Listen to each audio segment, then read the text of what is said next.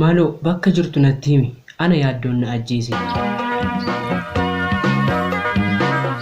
Ashama dhaggeeffattoonni keenya Oromiyaa Maas Miidiyaa bakka jirtanitti nageenyi keenya isiniif haa baay'atu jecha qophii keenya irraatiin argaa tokko qabannee isiniif dhiyaanneerra. Hamma xumura qophii keenyaatti subscribe, share, like, comment gochuun nu waliin turaan affeerraa keenya ta'a. Turtii gaarii. Hunduu kan ta'u harka uumaan qofaa akka ta'e nan beeka.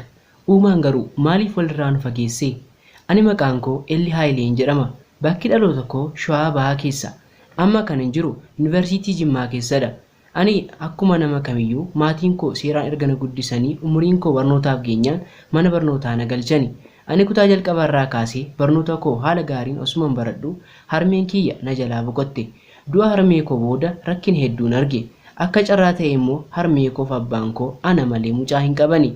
Yeroo harmeen koo boqotte ani barattuu kutaa torbaffaan ture. Abbaan koo erga harmeen koo boqottee booda haadhas obboleettiis naaf ta'e na jiraachisaa ture. Abbaan koo anaan akka lubbuu isaatti na jaallata. Jaalalli inni anaaf qabu kana jedhee himuu hin danda'u. Inni anaan si barsiisee hangan xumursiisutti hin fuudhu, haadha ormaa waliinis hin jiraachisu, dura erga barattee xumurtee heerumtee na gammachiistutti hin fuudhu naan jedhee hanga har'aatti osoo hin fuudheen jira. Anis kaayyoo abbaa koo kana fiixaan baafachuuf halkaniif guyyaa walitti seeraan dubbisee baradhee isa boonsisuuf kaayyoo koo godhadheen barnoota koo bifa gaariin barachaan itti fufe. Egaa akkasumaan osoo hin jiru kutaa 11ffaa nan ga'e. Kutaa 11ffaa kanatti garuu jireenya koo keessa namni haaraa galee argame. Barnoota koo kutaa 11ffaa osoo barachaa jiru mucaan tokko gaaffii jaalalaa naaf dhiyeesse. Mucaan kun barnoota isaatti baay'ee cimaadha. Anaaf innis wal dorgomna. Sana booda anis yaada isaa kanaaf turtii muraasaaf itti yaadeen baruma sana keessa simisteera lamaffaa irratti tole jedheefiin jaalallee walii taane. Maqaan mucaa kanaa Fileeraa jedhama. Fileeraa waliin jaalalaan osuma wal duukaa jirru barnoota keenyas osuma barannu kutaa 11ffaa xumurree gara isa itti aanutti dabarre. Mana barnootaa keenyas waxabajjii 30 booda cufnee galle. Yeroo manni barnootaa cufametti Fileeraan anaan na arguuf gara mana keenyaa dhufuu eegaleera. Kan nama ajaa'ibu immoo ana caalaa abbaan koo Fileeraatii baay'ee jaallata. Fileeraanis abbaa koodhaan ni jaallata. Isaan lamaantu abbaaf ilma fakkaata malee ani kan abbaa koo hin fakkaadhu. Fileeraaf abbaa koo biratti walitti dhufeenya isaaniitti ani baay'ee gammadoodha. Yeroo hundaa abbaan koo anaaf Fileeraatiin jabaadhaa jedhee seenaawwan garaagaraa kaasee ni gorsa.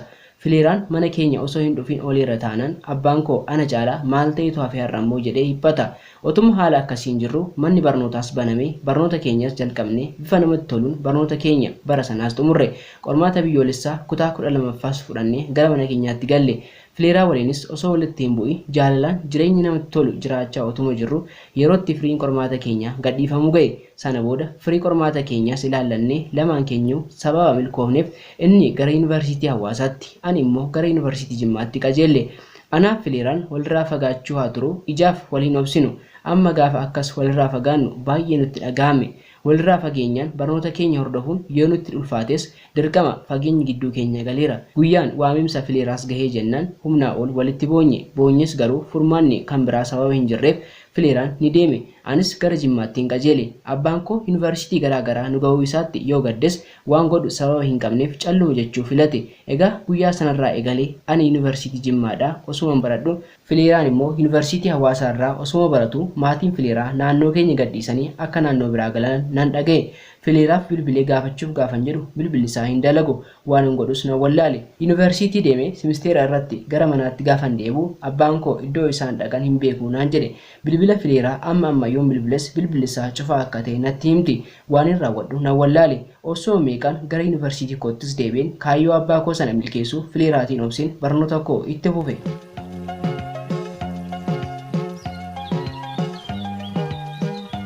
Jaalalleen koo Fileeraan akka carraa na jalaa bahee hanga har'aatti ijaan isa argee hin beeku.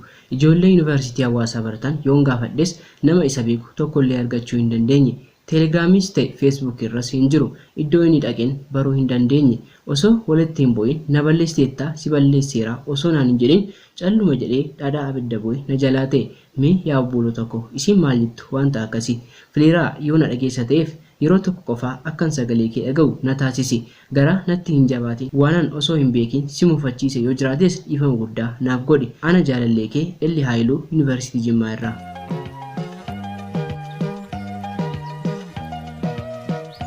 Jaallatamtoonni fi dhaggeeffattoonni keenya Oromiyaa Maas Miidiyaa jalqabarraa kaastanii waan waliin turtaniif galanni keenya guddaadha isiniin jenna. Ergaa jaalalaa, mudannoo jaalalaa, xalayyaa, asoosamaa fi kanneen kana fakkaatan qabna. Karaa kamimmoo ergannaa yoo nun jettan karaa lakkoofsa teelegiraamii duwwaa 965 48 96 13 sagaleenis ta'e barreeffama nuuf ergitan nu biraan gahuu dandeessu isiniin jenna. Akkasumas chaanaala keenya subscribe, share, like, comment gochuun nu deeggaruu hin dagatiin isiniin jenna. Chaanaala keenya warreen haaraa taatan anaa dhufu isiniin jenna. Qophii biraan hanga walitti deemnutti nagaan nuuf tura.